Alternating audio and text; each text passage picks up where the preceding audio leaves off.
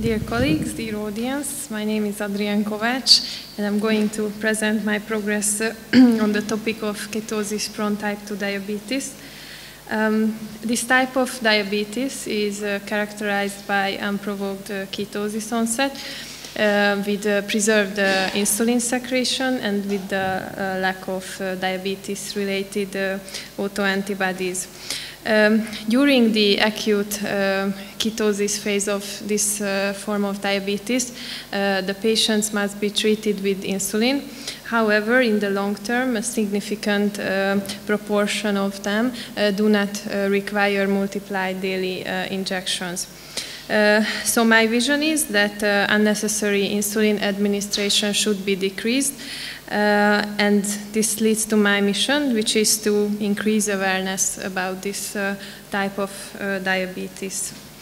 I have two projects. The first one is assessing the prevalence and the clinical characteristics of ketosis-prone type 2 diabetes, and the second one is a cohort analysis of Hungarian patients presenting with new-onset diabetes with ketosis. The first project, I will start with the first project.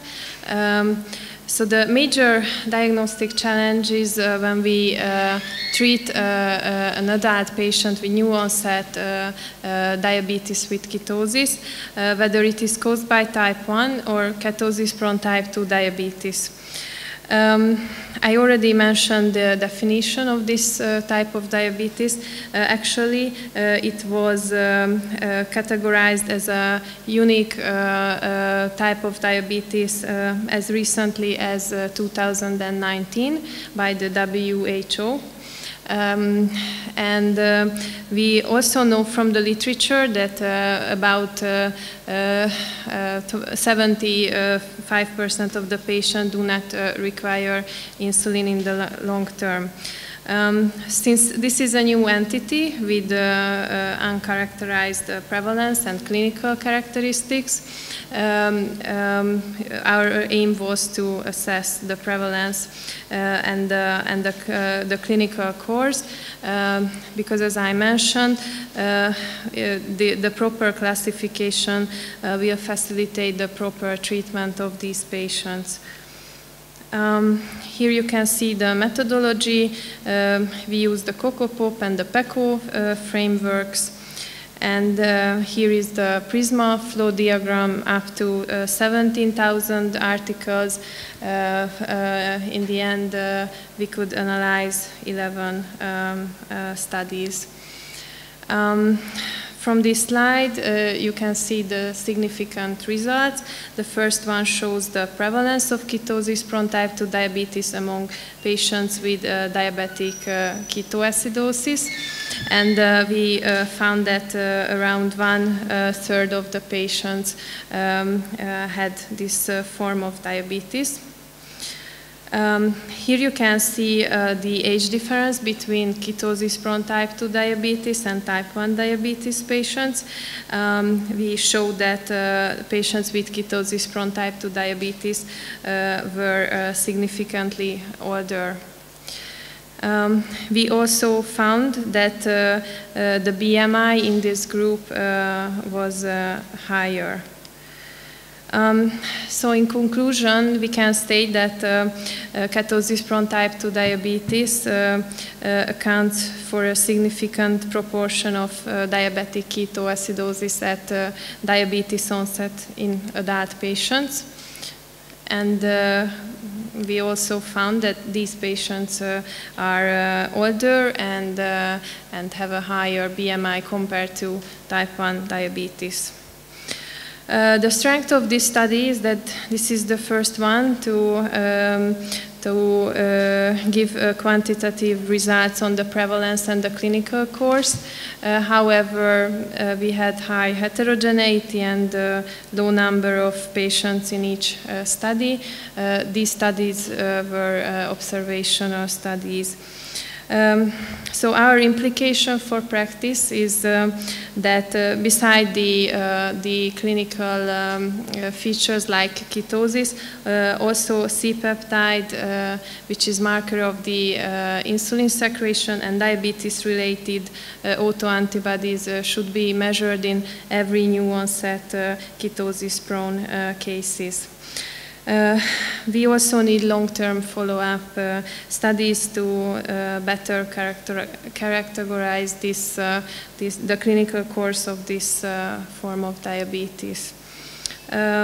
We submitted the manuscript last week, and I will follow with I will continue with the second project. This is a long-term follow-up of Hungarian patients presenting with new-onset diabetic ketosis.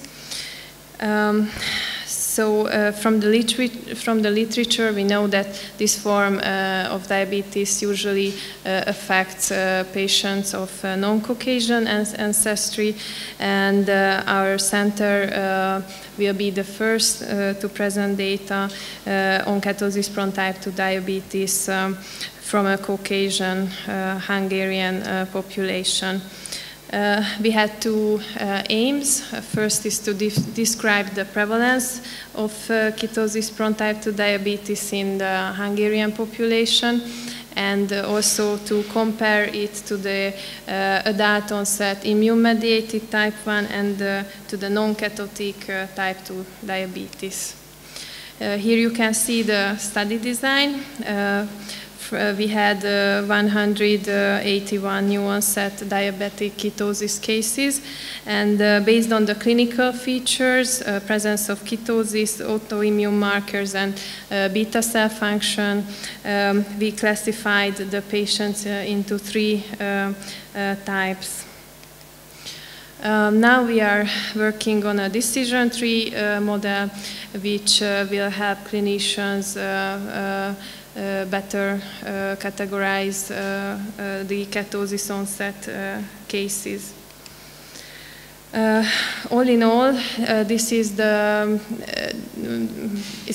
actually not the first study, but this is a study that enrolled Caucasian patients, and it presents a relatively high number of data on relatively high number of patients. However, this study design is retrospective, and this is only a single center study. And finally, we were able to assess only two types of diabetes-related autoantibodies. Here you can see the progress of this project. Now the data analysis is done, and we will proceed with the manuscript. Thank you for your attention. Absence of evidence is not evidence of absence.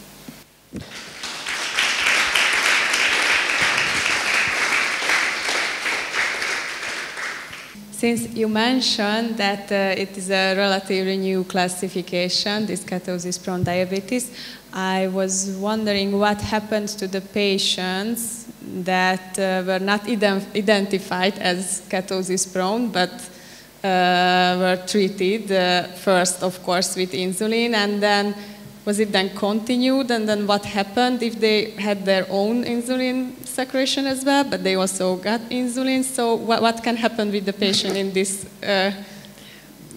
situation? Yes, so that's why we are doing this study, because our fear is that these patients remained on insulin.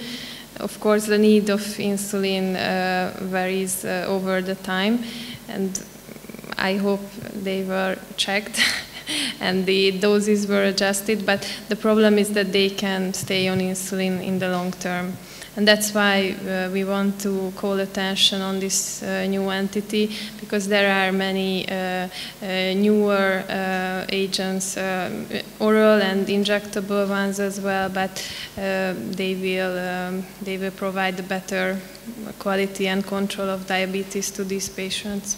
Your data suggests somehow that this should be a recommendation by by a big guideline that patients presenting with ketosis at a certain age, with a certain BMI must, not should, but must be tested for this condition, because 1 in 3 to me looks like a huge chance.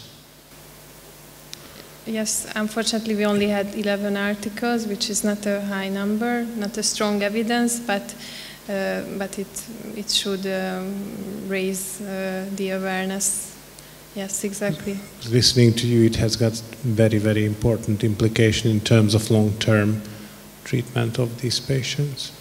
Yes, we believe so. Very, very important topic. How often do you think these two types of diabetes are misdiagnosed? Like, to me, the 22 patients is not a very high number. I mean, I was even thinking of maybe it would be worth combining forces with other centers to increase these numbers. Yes, we would like to collaborate with the pediatric department, for instance, because we think there is a high number even in the younger patients. Unfortunately, I think this low number is because it was just from our center. It was a single center study. And I think this number is much higher if we consider not just our center, but our other hospitals as well. But unfortunately, in many peripheral hospitals, C-peptide and autoantibody measurement is not routinely done. Just a short question: is there a cutoff age between like type 1 and ketosis-prone type 2 diabetes, so when it's unlikely that you have one or the other? So the question is whether there is a cutoff age. So I mean, if you diagnose this in a 40-year-old, it's unlikely to be type 1 diabetes, I suppose. But I'm a non-expert. Unfortunately, I don't know an exact cutoff age for this differentiation, but with the growing presence of obesity in childhood, I think this age limit will decrease more and more. Any data on the youngest patients diagnosed with type 2? Top of your head? No data? No data, because our center works with only patients above 18-year-old. Are there any pediatric case reports? Yes, there are. There are case reports. Basically, for sure it exists. Yes. Even in childhood.